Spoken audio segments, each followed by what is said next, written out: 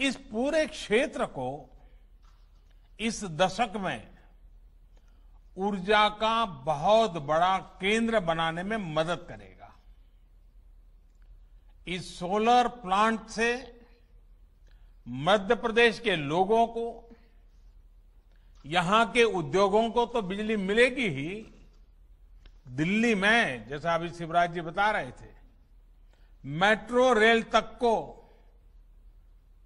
रीवा से लाभ मिलेगा। अब रीवा वाला शान से कह पाएगा कि दिल्ली की मेट्रो हमारा रीवा चलाता है। इसके अलावा रीवा की ही तरह शाजापुर, नीमच और छतरपुर में भी बड़े सोलर पावर प्लांट पर काम चल रहा है।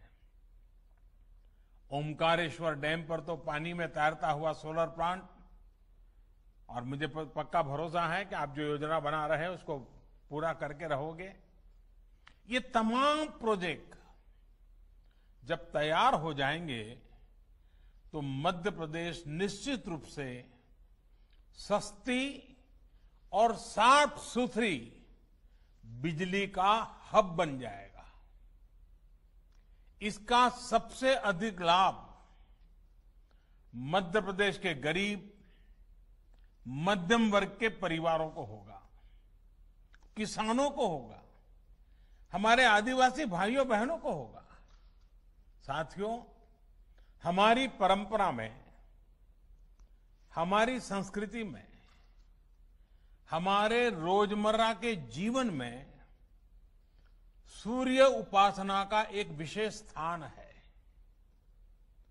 हमारे यहां कहा गया है, पुनातु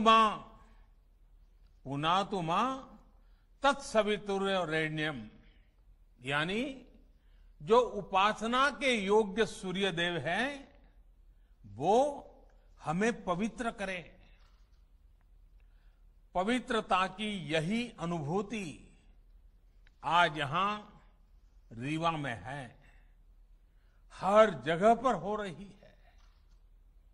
सूर्य देव की इसी ऊर्जा को आज पूरा देश अनुभव कर रहा है। ये उन्हीं का आशीर्वाद है कि हम सोलर पावर के मामले में दुनिया के टॉप 5 देशों में पहुंच गए हैं। साथियों, सौर ऊर्जा आज की नहीं बल्कि 21वीं सदी की ऊर्जा जरूरतों का एक बड़ा माध्यम होने वाला है, क्योंकि सौर ऊर्जा श्योर है, प्योर है और सिक्योर है। श्योर इसलिए क्योंकि ऊर्जा के, बिजली के दूसरे स्रोत खत्म हो सकते हैं, लेकिन सूर्य सदा सर्वदा पूरे विश्व में हमेशा ही चमकता रहेगा। प्योर इसलिए क्योंकि ये पर्यावरण को प्रदूषित करने के बजाय उसको सुरक्षित रखने के में मदद करता है। और जैसे श्योर है, प्योर है, सिक्योर इसलिए क्योंकि आत्मनिर्भरता का एक बहुत बड़ा प्रतीक है, बहुत बड़ी प्रेरणा है। ये हमारी ऊर्जा जरूरतों को भी सुरक्षित करता है। जैसे जैसे भारत विकास के नए शिखर की तरफ बढ़ रहा है, हमारी आशाएं, आकांक्षाएं भी बढ़ रही है, और वैसे वैसे हमारी ऊर्जा की, बिजली की जरूरतें भी बढ़ रही हैं। ऐसे में आत्मनिर्भर भारत के लिए बिजली की आत्मनिर्भरता बहुत आवश्यक है। इसमें सौर ऊर्जा एक बहुत बड़ी भूमिका निभाने वाली है, और हमारे प्रयास भारत की इसी ताकत को विस्तार देने के हैं। साथियों, जब हम आत्मनिर्भरता की बात करते हैं, प्रगति की बात करते हैं, तो इकोनॉमी उसका एक अहम पक्ष होता है। पूरी दुनिया के नीति निर्माता बरसों से दुविधा में है कि इकोनॉमी की सोचे या एनवायरनमेंट की सोचे। इसी ऊहापोह में फैसले कहीं एक पक्ष में लिए जाते हैं और कहीं दूसरे पक्ष में लिए जाते हैं।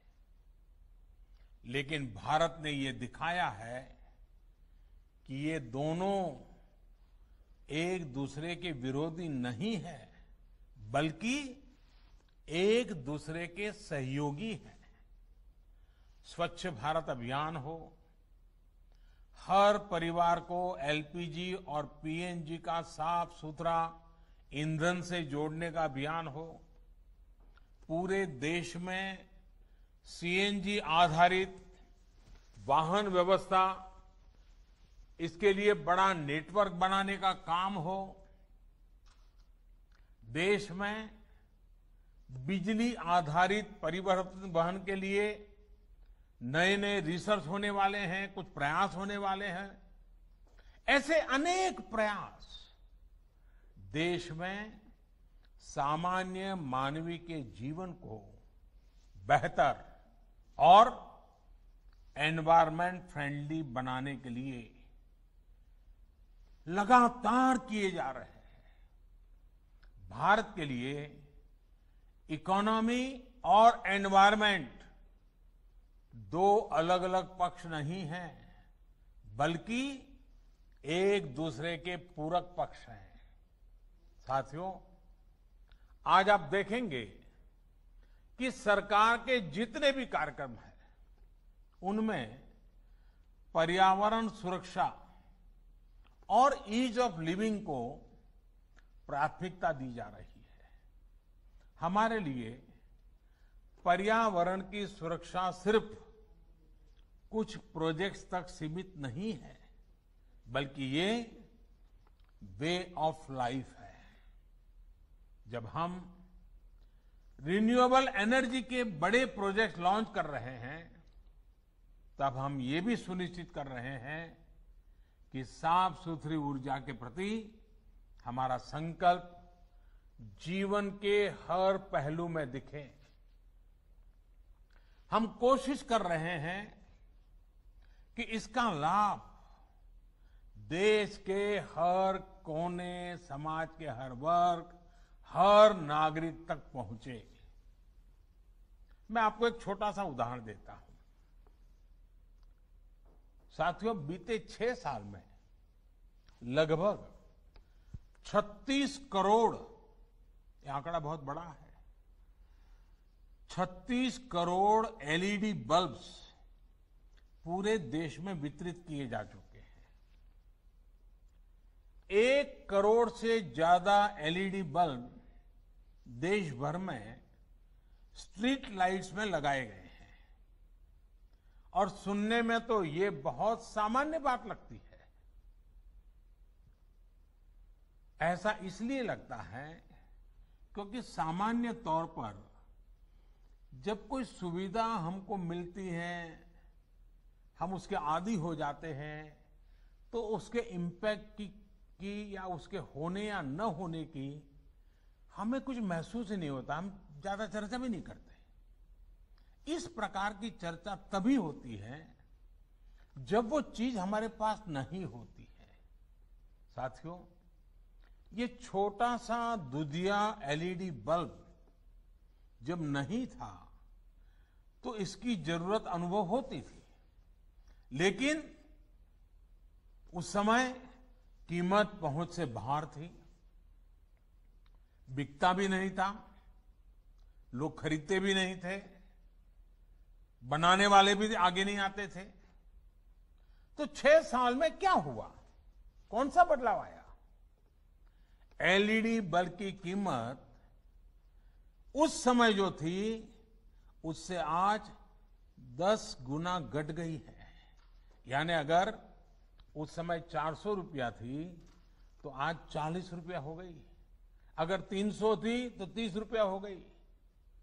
अनेक कंपनियों के बल्ब, इसके बीच में मैन्युफैक्चरर्स में स्पर्धा हो गई, बल्ब बाजार में आ गए, दाम घटते गए और जो काम पहले 100-200 वाट के बल्ब करते थे वो अब 9 या 10 वाट के बल्ब करने लगे हैं, उतना ही उजाला दे रहे हैं।